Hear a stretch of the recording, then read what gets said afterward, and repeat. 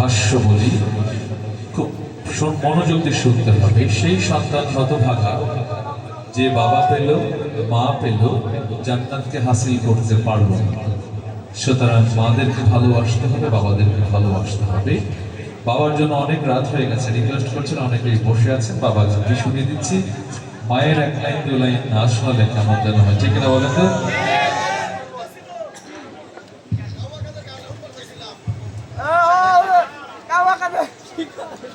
মায়ের এক ধার দুধের দাম কাটিয়া গায়ের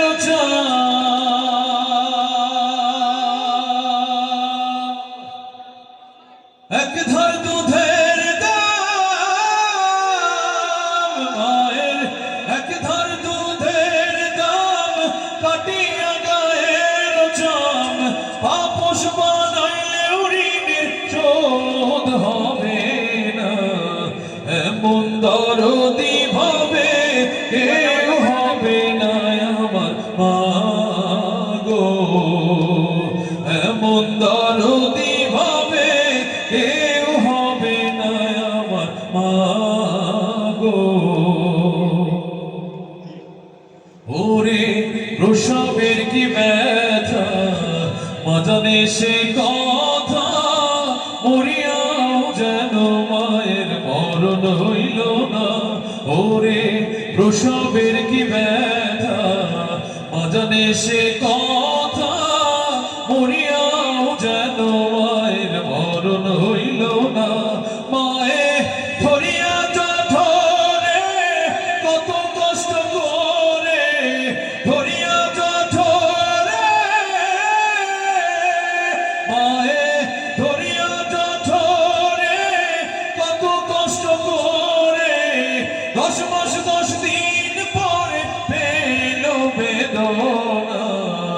এমন দরদি ভাবে কেউ হবে না আমার মা গো। মায়ের এক ধার দুধের দাম কাটিয়া গায়ের চাম, আপোষ বানাইলেও ঋণের শোধ হবে না। এমন দরদি ভাবে কেউ হবে না আমার মা গো, এমন দরদি ভাবে কেউ হবে না আমার মা গো।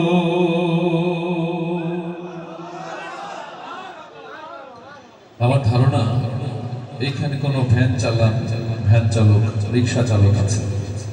আমার ধারণা এই বাজারে পানি দেন, পরিষ্কার করেন, ঝাড়ু দেন, এরকম হয়তো কেউ আছে। আমার ধারণা এইখানে এই ট্রেন লাইনে খুব কষ্টের কাজগুলো করেন সেই মানুষগুলো এখানে আছে। আবার এখানে কলেজ, ইউনিভার্সিটি, মাদ্রাসা পড়ুয়ার সন্তানেরাও আছে।